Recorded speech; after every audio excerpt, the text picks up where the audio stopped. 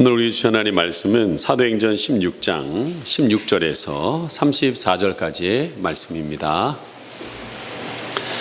사도행전 16장 16절에서 34절까지의 말씀 한 절씩 교독하겠습니다. 사도행전 16장 16절에서 34절까지. 우리가 기도하는 곳에 가다가 점치는 귀신 들린 여종 하나를 만나니 점으로 그 주인들에게 큰 이익을 주는지라.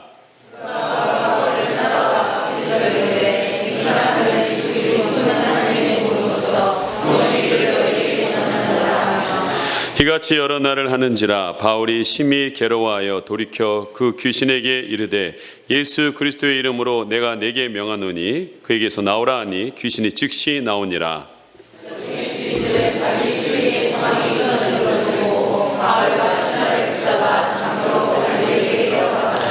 상관들 앞에 데리고 가서 말하되 이 사람들이 유대인인데 우리 성을 심히 요란하게 하여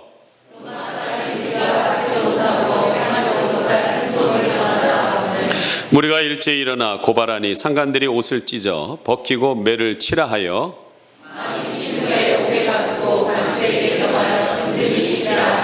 그가 이러한 명령을 받아 그들을 깊은 옥에 가두고 그 발을 착고에 든든히 채웠더니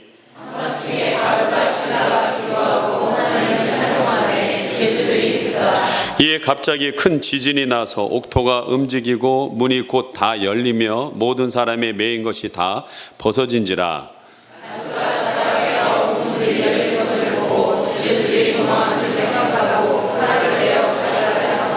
바울이 크게 소리질러 이르되 내 몸을 상하지 말라. 우리가 다 여기 있노라 하니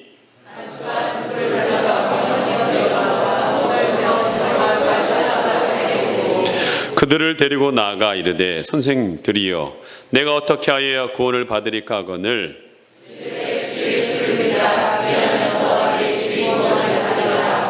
주의 말씀을 그 사람과 그 집에 있는 모든 사람에게 전하더라.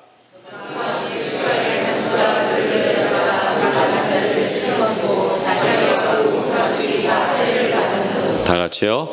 그들을 데리고 자기 집에 올라가서 음식을 차려주고 그와 온 집이 하나님을 믿음으로 크게 기뻐하니라. 아멘. 우리 다시 한번 여러분의 마음속에서 어둠들이 사라지고 하나님의 말씀의 빛이 비춰지기를 소망하는 마음으로 옆에 분하고 우리 빛이 있으라. 빛이 있으라. 예. 오늘 하나님의 사람은 환경을 탓하지 않는다라는 제목을 가지고 말씀을 전할까 합니다. 말씀을 전하기 전에 여러분이 한 가지 질문을 하나 할까 합니다. 역사를 잘 아시는 분들은 잘 아실 텐데 역사상 가장 넓은 영토를 차지한 사람이 누구일까요? 징기스칸, 알렉산더, 나폴레옹, 광개토왕은 아니겠죠? 네, 여러분 징기스칸이라고 합니다. 그는 아무 희망도 없이 떠도는 유목민들을 하나로 결집해서 이 광대한 세계를 통합한 역사상 최초의 글로벌 인물입니다. 징기스칸이 정복한 땅은 남한의 33배 777만 평방킬로미터에 이릅니다. 그가 정복한 땅은 알렉산더 대왕이 348만, 또한 나폴레옹이 115만, 또한 히틀러가 정복한 219만, 합쳐도 안 되는, 넘는 이런 넓은 땅이라는 거예요. 더욱 놀라운 것은 징기스칸이 제국이 12세기 후반부터 14세기 중반까지 무려 150년을 지속시켰다는 거예요. 그 작은 나라가 여러분 100배에서 10배까지 큰 나라를 계속 지켜낼 수 있다? 이건 쉬운 일이 아닙니다. 워싱턴 포스트는 지난 1000년간 역사에서 가장 중요한 인물이 징기스칸을 뽑았습니다. 어떤 사람들은 그를 호전적이고 잔혹한 인간으로 묘사하기도 합니다. 그러나 워싱턴 포스트는 광대한 지구를 좁게 만들어 사람들이 대륙을 넘어 서로 왕래할 수 있도록 만든 최초의 글로벌 시대를 만든 장본인이 징기스칸이었다라고 말합니다. 그런데 어떻게 해서 그처럼 역사에 남는 인물이 되었을까? 여러분, 세상은 꿈꾸는 자의 것이다 라는 책에 보면 거기에 징기스칸이 이런 고백을 합니다. 자기의 살아온 날에 대한 고백을 합니다. 뭐라고 고백하냐면 집안이 나쁘다고 탓하지 마십시오. 나는 9살 때 아버지를 잃고 마을에서 쫓겨났습니다. 가난하다고 말하지 마십시오. 나는 들쥐를 잡아먹으며 연명했습니다. 목숨을 건 전쟁이 내 직업이었습니다. 작은 나라에서 태어났다고 말하지 마십시오. 그림자 말고는 친구도 없고 병사로는 10만, 백성은 어린애 노인까지 합쳐 200만도 되지 않았습니다. 배운 게 없다고 힘이 없다고 탓하지 마십시오. 나는 내 이름을 쓸 줄도 모릅니다. 남의 말에 귀 기울이면서 현명해지는 법을 배웠습니다. 너무 막막하다고 그래서 포기해야겠다고 말하지 마십시오. 나는 목에 칼을 쓰고도 탈출했고 뺨에 화살을 맞고 죽었다 살아나기도 했습니다. 적은 밖에 있는 것이 아니라 내 안에 있습니다. 나는 내게 거추장스러운 것을 모두 없애버렸습니다. 나를 극복하는 그 순간 나는 징기스칸이 되었습니다. 사실 그의 인생은요, 한 가닥 희망도 가질 수 없는 가장 절망적인 12세기, 13세기를 살았고 유라시아의 광활한 초원을 시작하였습니다. 그가 속한 부족은 너무나도 없는 황무지를 떠돌아다니는 유목민이었습니다. 그래서 그는 그를 몰랐습니다. 기약할 수 없는 이동과 끊임없는 전쟁, 또한 잔인한 약탈이 그가 배울 수 있는 세상의 전부였다라는 겁니다. 하지만 그는 그가 처했던 환경을 탓하지 않았다라는 거예요. 가난과 배우지 못한 것에 대한 한을 품지 않았습니다. 몽골이라는 작은 나라에 물려준 조상들을 원망하지 않았습니다. 그는 누구도 원망하지 않고 절망조차 허락하지 않는 그 현실을 극복해 냈다라는 거예요. 그리고 역사에 남는 인물이 되었습니다. 여러분, 이처럼 잘 아시는 것처럼 역사에 뛰어난 분들을 가만히 보면 공통점이 있어요. 그분들은 자신들의 처해진 상황에 대해서 원망하지 않았다라는 거예요. 여러분, 오늘 본문에 등장하는 사도 바울도 마찬가지입니다. 그는 선교 사역자인 실라와 함께 감옥에 갇혔습니다. 그런데 그들이 엄청난 죄를 지었기 때문에 오늘 감옥에 들어갔습니까? 그렇지 않다라는 거예요. 그들은 1차 전도 선교 여행을 때 복음을 전한 소아시아에 다시 둘러보기에 다시 2차 선교 여행을 떠났습니다. 그리고 하나님께서 위로 가려고 하는데도 맞고 뒤로 가려고 해도 맞고, 그래서 들어와라는 곳에 갔는데 하나님께서 환상을 보여준 거예요. 그러면서 마게도니아 사람이 이리 오라고 날 좀 도와달라고. 그 환상을 보고서 그는 아시아를 넘어 마게도니아, 유럽의 첫 빌립보로 가게 되었습니다. 거기서 만난 오늘 귀신 들린 여인을 만났는데 그가 자꾸 따라오면서 이 사람들은 하나님의 사람들이라고, 이 사람들은 하나님의 사람들이라고, 구원의 길 여러분에게 전해줄 거라고 이렇게 계속 얘기하다 보니까 너무 괴로워서, 여러분, 나사렛 예수 이름으로 명하노니 귀신은 떠나가라고 예수의 이름으로 귀신을 쫓아내는 것을 보게 됩니다. 여러분 주위에 누군가는 눌려있는 분들이 있다면 여러분 그들을 보고서 선포하시기 바랍니다. 저 안에 눌려있는 정말 어둠의 영으로 눌려있는 그들이 하나님 떠나가게 해달라고 선포하십시오. 여러분, 우리의 믿음은 사실은 적지만 하나님은 강한 분이에요. 우리의 믿음은 약하지만 예수의 이름은 강한 겁니다. 그 말 예수의 이름으로 선포하세요. 그러면 일하기 시작합니다. 그랬더니 여러분 16장 18절 함께 같이 한번 읽어보겠습니다. 이렇게 선포했습니다. 시작. 이같이 여러 날을 하는지라 바울이 심히 괴로워서 돌이켜 그 귀신에게 이르되 예수 그리스도의 이름으로 내가 내게 명하노니 그에게 나오라 하니 귀신이 즉시 나오니라. 떠나자 정상적인 사람이 됐습니다. 그런데 그 주인들이 여종의 건강의 모습을 찾자 기뻐했습니까? 아니에요. 그 사람들은 비즈니스에 관심이 있는 거예요. 그동안 자기의 여종이 귀신 들려서 점을 잘 쳤기 때문에 돈벌이가 꽤 컸던 것 같습니다. 그 여종이 깨끗하게 낫자 더 이상 점집 문은 닫게 되었습니다. 비즈니스는 없게 되었습니다. 그리고 바울 일행을 잡아가서 여러분 로마의 관가에 고소를 합니다. 그래서 바울 일행은 빌립보의 감옥에 갇히게 됩니다. 여러분 생각해 보시기 바랍니다. 만약 여러분 법을 어기고 감옥에 들어갔다면 억울하지 않지요. 그러나 죄를 짓지도 않았음에도 불구하고 여러분이 감옥에 들어갔다고 생각해 보십시오. 얼마나 억울하겠습니까? 오늘 본문의 여종의 주인들이 사도 바울의 일행을 무슨 제목을 가지고 로마의 관가에 신고했습니까? 20절에 보면 이 사람들이 유대인인데 우리의 성에 심히 요란케 하여서 로마 사람인 우리가 받지도 못하고 행치도 못한 풍속을 전한다라고 그랬어요. 여러분, 바울과 실라가 지금 빌립보 교회에서 뭘 했어요? 성을 요란케 했습니까? 안 했습니다. 또한 잘못된 풍속을 전했습니까? 아닙니다. 성을 요란케 하기는커녕 귀신 들린 한 여인을 치료해 줬다는 거예요. 복음을 전하여서 새 생명을 전해줬다는 거예요. 희망을 전해줬다는 거예요. 로마의 관께서는 그들을 감옥에 넣을 것이 아니라 한 사람을 정상적으로 만들어준 거에 대해서 칭찬해야 된다는 거예요. 그런데 사도 바울의 일행은 감옥에 들어가게 됐습니다. 인간적으로 생각하면 정말 억울하기 짝이 없습니다. 친구들이 처한 상은 하나님을 원망할 수밖에 없는 거예요. 누가 마게도니아 가라고 그랬어요? 내가 간다고 그랬습니까? 아니에요. 난 아시아로 간다고 그랬습니다. 근데 하나님께서 마게도니아 사람을 환상에 보게 하시고 오라고 그래가지고 하나님 뜻대로 건너간 것 뿐이에요. 그러면 사도 일행이 마게도니아 건너온 목적이 뭡니까? 여행의 목적입니까? 친척 방문입니까? 아니에요. 복음을 전해서 하나님의 나라를 확장하는 게 목적이었다는 거예요. 그들은 자기들의 계획을 포기하고 하나님 말씀에 순종하여 마게도니아에 복음 증거했는데 그게 돌아오는 것이 고작 감옥에 가는 거고 옷을 찢겨져 가지고 매 맞는 거냐는 거예요. 칭찬이 아니라 고발이라는 거예요. 푸짐한 상품이 아니라 어두컴컴한 감옥이었다는 거예요. 그런데 그들이 감옥에 들어가는 것도 분한데 억울하게 재판도 받지 않고 옷은 찢기고 매를 맞습니다. 어마어마하게 맞았던 것 같아요. 여러분, 바울이요 고린도 후서 11장 24절에 보면 바울은 40이 하나 감한 매를 맞았다고 그랬어요. 그러니까 몇 대 맞은 거예요? 40에 하나 안 맞은. 여러분, 사람이 옛날에 40대 맞으면 죽었나 봐요.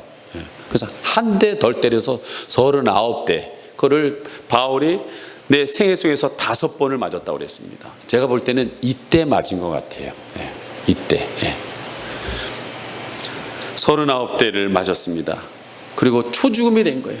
완전히 초죽음이 된 거예요. 그들이 갇힌 감옥은 햇빛도 들어오지 않습니다. 신선한 공기도 들어오지 않습니다. 일반 죄수들이 가두는 감옥이 아니라 깊은 감옥에 집어넣었다고 그랬습니다. 그리고 움직이기라도 하면 좋겠는데 움직일 수 없도록 착고를 묶어놔가지고 움직일 수도 없는 상황이라는 거예요. 여러분, 매 맞으면 얼마나 아픕니까? 그럼 서로 간에 좀 보듬어주고 닦아주고 그러면 좀 낫잖아요. 근데 움직일 수도 없는 상황으로 만들어 놨습니다. 사도 바울과 실라는 복음 전파는커녕 감옥에 꼼짝할 수 없이 갇히게 되었습니다. 그런데 성경에 어디에도요 사도 바울이 로마 관리들을 향하여 불평했다, 자기의 처진을 비관했다, 하나님을 원망했다는 내용이 없습니다. 이런 상황에서 충분히 하나님을 원망할 수도 있는 상황, 그러나 사도 바울은 하나님을 원망하지 않았어요. 충분히 자신의 처지를 비관할 수 있는 상황이지만 환경을 탓하지 않았습니다.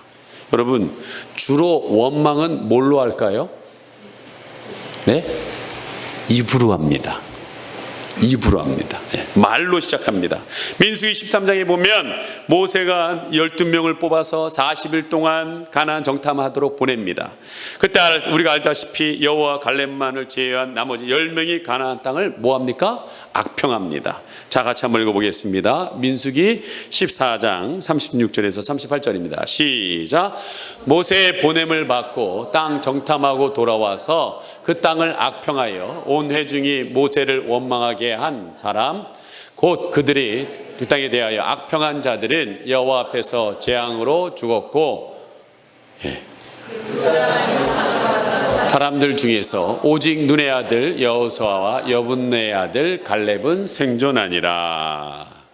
여러분, 살고 싶으시면 말을 잘 주관하시기 바랍니다. 여러분, 그 땅이 어떤 땅인데 악평을 합니까? 여러분, 그들의 조상이라는 아브라함을 불러서 너는 복의 근원이 될 것이다, 너를 통해서 하늘의 별처럼 땅의 모래처럼 많아질 거다. 그들이 갈 거룩한 땅이 가나안이라는 거예요. 그 땅을 하나님이 연결해 준 그 땅을 악평하고 불평하고 있다는 거예요. 그러다가 여러분, 생존하기 어렵습니다. 여러분, 저는 땅에 대한 개념을 한번 생각해 봅니다. 땅이 누굴까요? 여러분, 우리 뭘로 만들어졌죠? 흙이 뭐예요? 땅 아닙니까? 여러분, 저는 이번 기적의 50일 기도하는 가운데 하나님께서 마음을 주시는 게 있어요. 그게 뭐냐? 악독과 수근수근거리는 것과 비방이 사라져야 합니다. 사실은 저희 교회는 별로 없어요. 제가 하도 개척한 데서부터 이 민수기 말씀을 가지고 처음 초창기서부터 계속 말씀을 하다 보니까 저희 교회가 그런 게 없는 줄 알았어요. 저는 그런 게 없는 줄 알았어요. 그렇게 믿고 지금 8년간 왔습니다. 그런데요, 우리도 모르는 사이에 겉으로는 없는데 속에서 우리의 악한 마음 안에서 수근수근 비방거리는, 특별히 땅에 대해, 사람에 대해 우리 이것들이 사라져야 합니다. 기적은요, 여러분, 하나님께서 부어주실 때 막히는 것이 없어야 된다는 거예요. 여러분, 우리 안에 이런 모든 악평들이 사라지길 소망합니다. 불평의 말들이 사라지기를 원합니다. 여러분, 환경을 탓하고 원망하는 그들의 말이 그들의 앞길을 막았고 그들을 비참하게 만들었다는 거예요. 이처럼 죽고 사는 것이 혀의 권세, 입술에 있다는 것입니다. 우리의 말에 생명과 같아서 살리기도 하고 죽이기도 합니다. 사랑하는 여러분, 비방하고 악평하는 말 대신 그 사람의 좋은 점을 칭찬하고 믿음으로 그 사람을 바울처럼 세워주시고 살리는 여러분의 입술이 되기를 간절히 소망합니다. 여러분은 억울하게 옷을 찢기고 매를 맞고 착고에 차인 채로 깊은 감옥에 갇혀 있음에도 불구하고 어떻게 바울과 실라는 원망하지 않고 불평하지 않고 이 상황을 넘어갔을까요? 여러분, 첫 번째는요, 원망한 말 대신에요, 노래를 시작하시기 바랍니다. 노래를 시작하시기 바랍니다. 지금 열받아 죽겠는데 노래가 나오냐고요. 내가 억울한데 노래가 나오냐고요. 여러분, 본문에 등장한 사도를 보십시오. 보통 사람 같으면 빌립감을 갇힌 상황에서 자기를 고소한 사람이나 자기를 때린 사람 원망했을 것입니다. 분을 품고 억울함을 참지 못해서 부르르 떨었을 것입니다. 나에게 내가 뭘 잘못했다고. 하나님의 사람 바울은 달랐습니다. 자기를 고소한 사람이나 자기를 때린 사람이나 자기를 찾고 채운 사람이나 마게도냐로 건너가서 복음을 전하라고 했던 하나님을 원망하지 않고 있습니다. 매를 맞아 몸은 쑤시고 발에는 착고가 채워져 마음대로 움직일 수 없는 상황에서 바울과 실라 이 두 사람이 어떻게 했습니까? 오늘 23절에서 25절 같이 한번 읽어보겠습니다. 시작. 많이 친 후에 옥에 가두고 간수에게 명하여 든든히 지키라 하니 그가 이러한 명령을 받아 그들을 깊은 옥에 가두고 그 발을 착고에 든든히 채웠더니 한밤중에 바울과 실라가 기도하고 하나님을 찬송하며 죄수들이 듣더라. 지금 여러분, 한밤중에 뭐하고 있습니까? 그의 입을 가지고 기도도 하고 지금 찬송을 하고 있다네요. 여러분, 낮에 매 맞으면 저녁에 어떻게 될까요? 밤에 오면요, 온몸이 쑤십니다. 너무 쑤시는 거예요. 지금 바울이 있는 이곳이 호텔방입니까? 좀 몸이 쑤시면 뜨거운 물에도 들어가서 풀면 좋겠는데 뜨거운 물이 있습니까? 괴로운 밤입니다. 많은 상처로 인하여서 괴로워 견딜 수 없는 아픔과 고통에 부르르 이 뼈 마디마디가 쑤셔오고 있습니다. 깊은 감옥에서 아무런 소망할 수 없는 절망 속에 있을 수밖에 없었다는 거예요. 근데 이 상황에서 바울과 실라는 낙심하거나 좌절하지 않고 여러분, 노래를 부르기 시작했다는 거예요. 노래를. 신음소리가 아닙니다. 노래를 불렀다는 거예요. 여러분, 어떻게 노래가 나왔을까요? 어떻게 찬양의 소리가 나왔을까요? 여러분, 보통 정신 갖고는 그게 되지를 않습니다. 아마 온 마디마디가 쑤셔올 때에 바울은 아마 생각했을 겁니다. 가만히 앉아 생각했어요. 그래, 내가 이렇게 40에 한 대 적은 39대를 오늘 많이 맞았다고 그랬잖아요. 많이 맞고 있는 그 순간 생각하는 거예요. 우리 예수님, 내 죄 때문에 내가 손으로 죄를 지었는데 예수님이 손이 이그러지는 그 고통을 당하셨구나. 내가 가지 말아야 될 것을 내 발로 가면서 죄를 지었는데 예수님이 발에 이그러지면서 고통을 당했구나. 내가 생각하지 말아야 될 것들을 생각함으로 인하여 예수님이 가시 면류관을 쓰셨구나. 내가 품지 말아야 될 마음을 품어서 예수님이 옆구리에 창이 들어와서 그 심장이 터지는 고통을 당했구나. 그래서 예수님을 생각했던 거예요. 그리고 내가 무엇이길래 나 같은 자를 다메섹 도상에서 만나주시고 또한 이렇게 마게도냐 먼 곳까지 와서 예수님의 사랑을 전하는 그 자리로 나를 인도하셨을까. 가만히 생각하니까 하나님의 은혜예요. 이게 하나님의 은혜예요.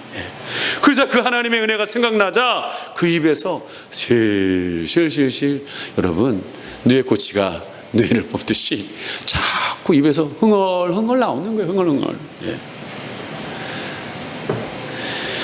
바울과 실라는 비록 매를 맞고 피곤하고 지쳐 있었지만 그 입에서 찬양이 나오기 시작합니다. 여러분, 저는요 새벽 예배에 나와서 찬송가를 많이 부르는 건 아닙니다. 근데 한 30분에 한 10분에서 15분을 찬송할 때가 많아요. 근데 나오신 10여 분들이 이 찬양가 하다가 많이 우는 경우를 봐요. 이분들이 왜 우실까 이런 생각을 합니다. 근데 찬양 부르다 보면 지금까지 지내온 것 주의 크신 은혜라. 내 평생 살아온 길 다 하나님의 은혜 아니면 안 된다는 거예요. 아, 하나님의 은혜로 있을 데 없는 자.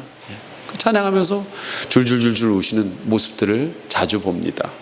여러분, 그분들의 공통된 특징이 뭡니까?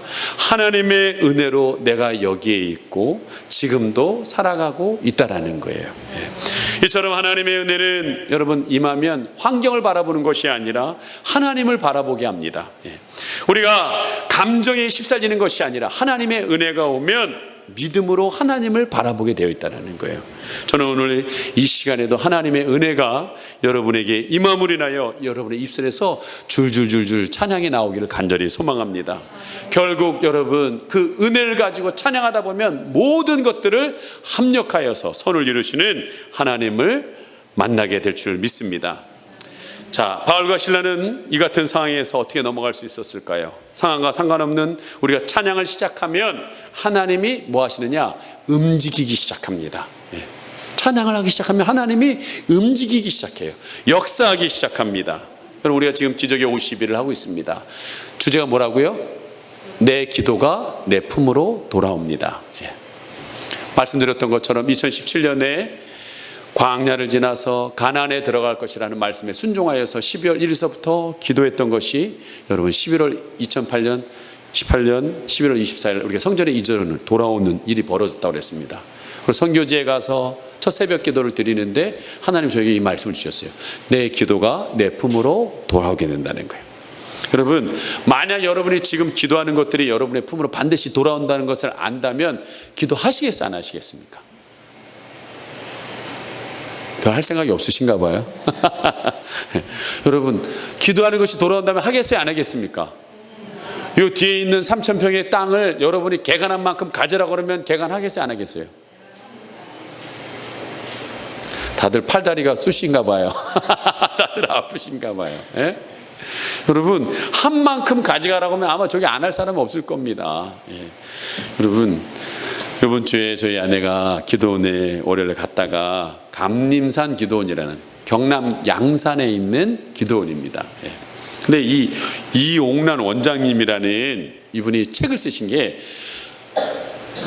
눈물의 기도 50년, 은혜의 응답 50년. 그래서 이 책을 썼는데 꽤 두꺼운 건데요. 제가 다 봤어요. 다 봤는데 그분이 이제 일본 유학을 가려고 그래요. 일본 유학을 이제 가려고 다 준비하고 있는데 하나님이 황무지를 개척하라.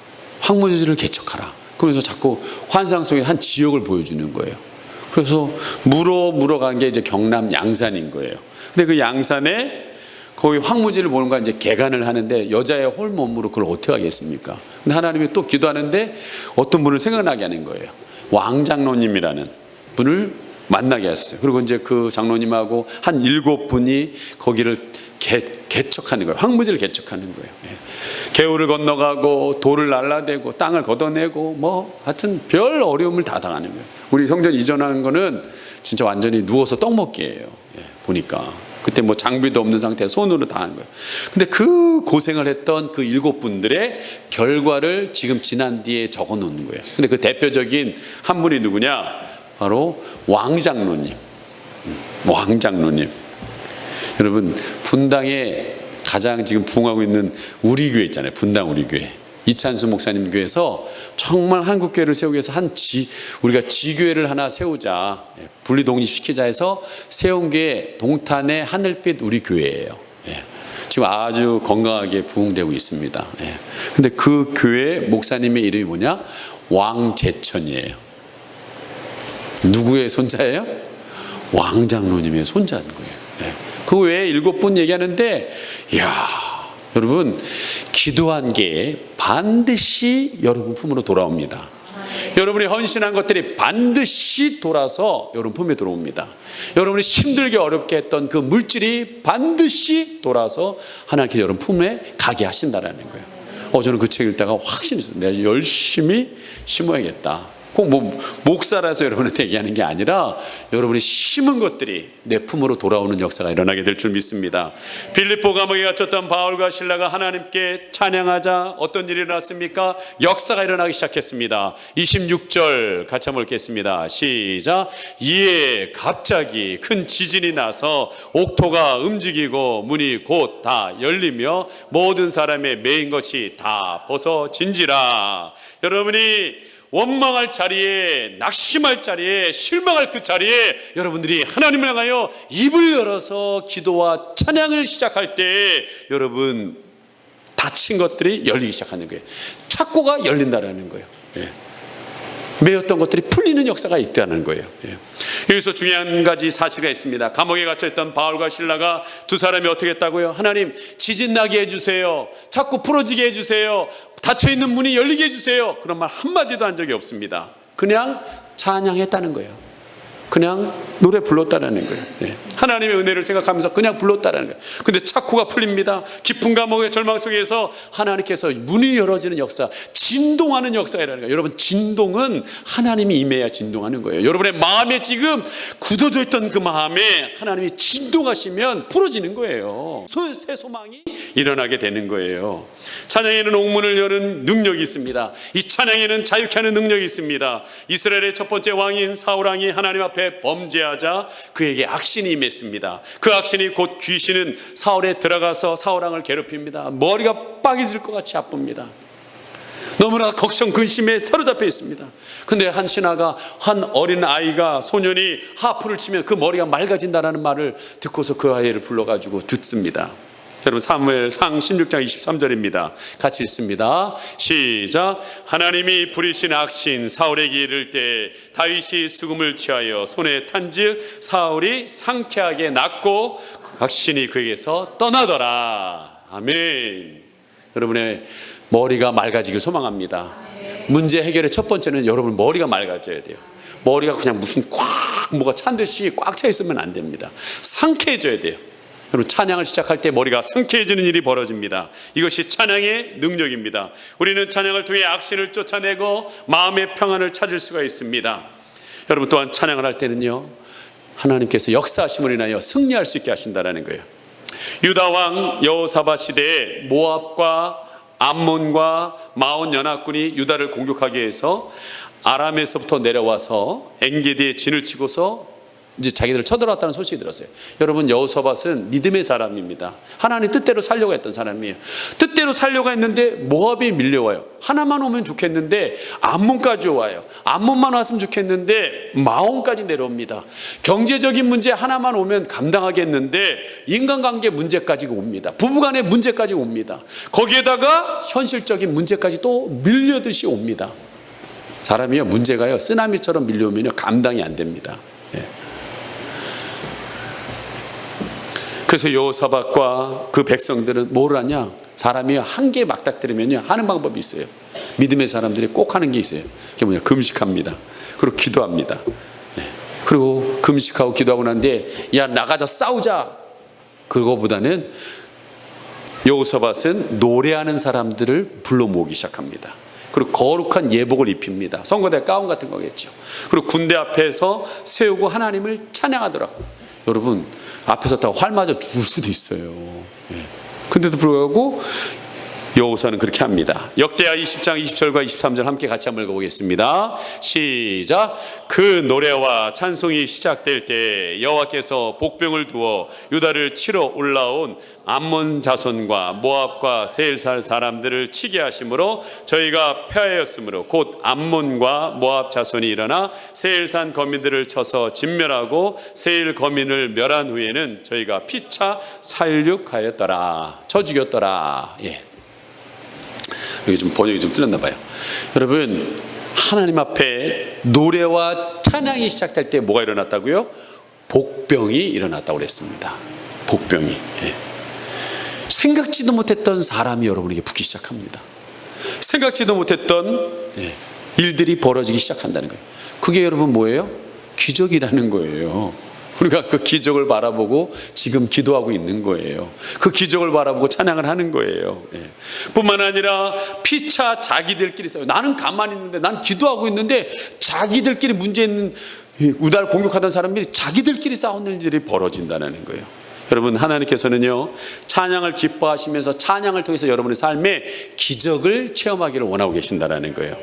여러분, 안산제일교회에 심호하시는 고은 목사님이 목회 일기라는 책에서 보면 이런 내용이 소개되고 있습니다. 광주 민주항쟁 때 사복을 입고서 정보 군인으로서 학생 진압차 차출됐던 한 전도사가 전도사 마치고 군대 간 거지요.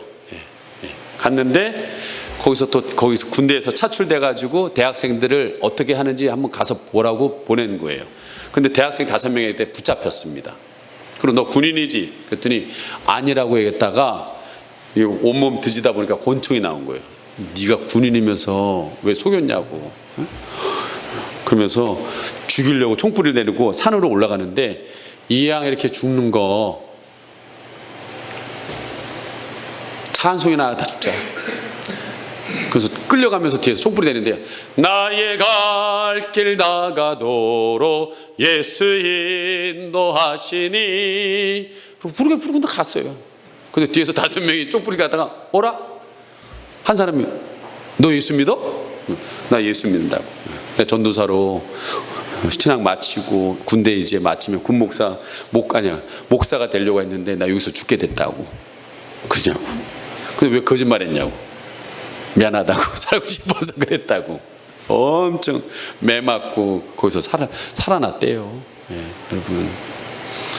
여러분 찬송이요, 뭐 이런 말 안 하면 좀 그렇지만 개죽음 당할 뻔했잖아요, 여러분. 예. 거기서 건짐을 받는 일이 벌어집니다.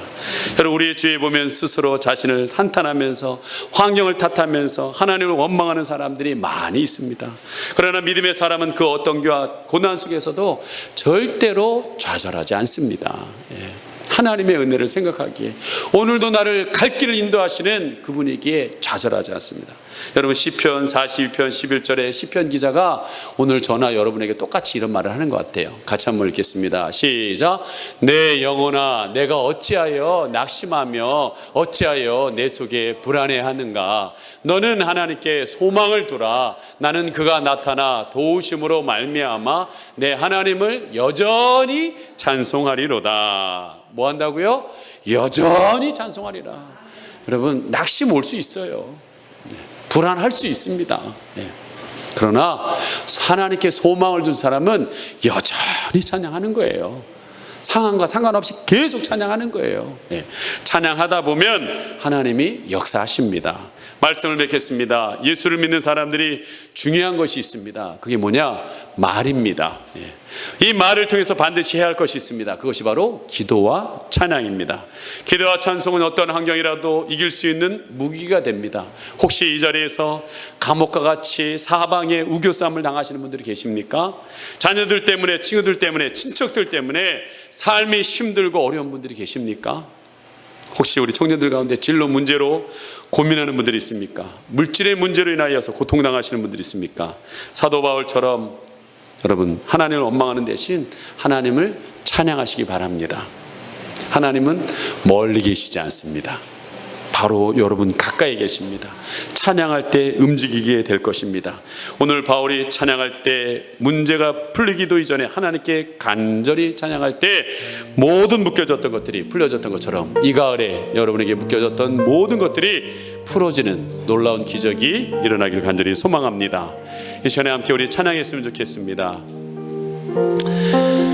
아무도 가지 않는 길. 전에는 좀 힘든 일이 있으면 내가 불평하고 원망했다면 한번 가지 않는 길 가보는 거예요. 기도 한번 해보는 거예요. 이제는 아무도 보지 못했던 길 한번 보는 거예요. 나도 한번 바울과 실라처럼 낙심하고 내가 잘못 안 했는데도 불구하고 좌절이 왔을 때 한번 찬양해보는 거예요. 그때 여러분께서 하나님의 살아계심을 보게 될 줄 믿습니다. 이 시간 함께 우리 찬양하고 기도하겠습니다.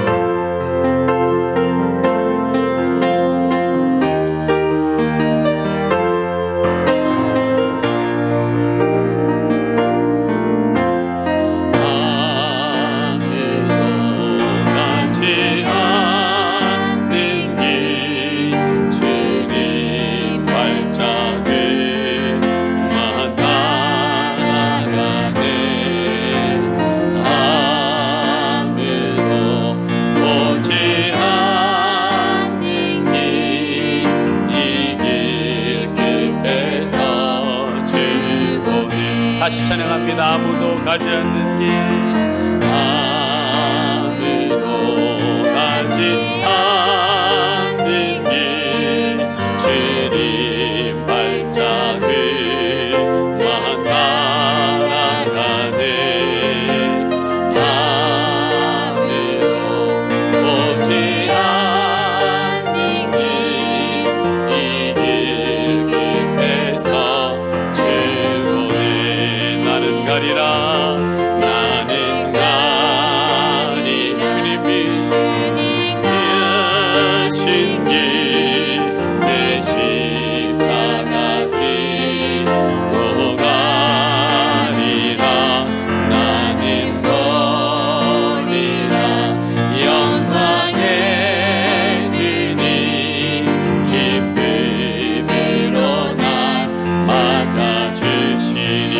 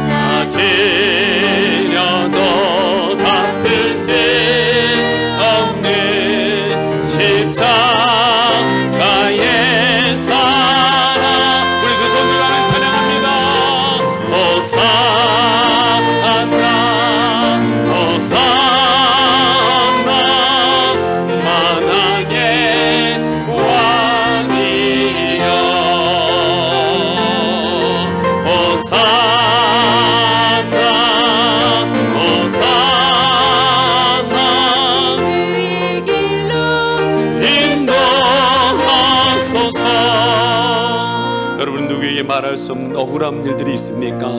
내 힘으로는 극복할 수 없는 환경과 상황에 있는 분들이 있습니까? 여러분 노래를 시작하시기 바랍니다.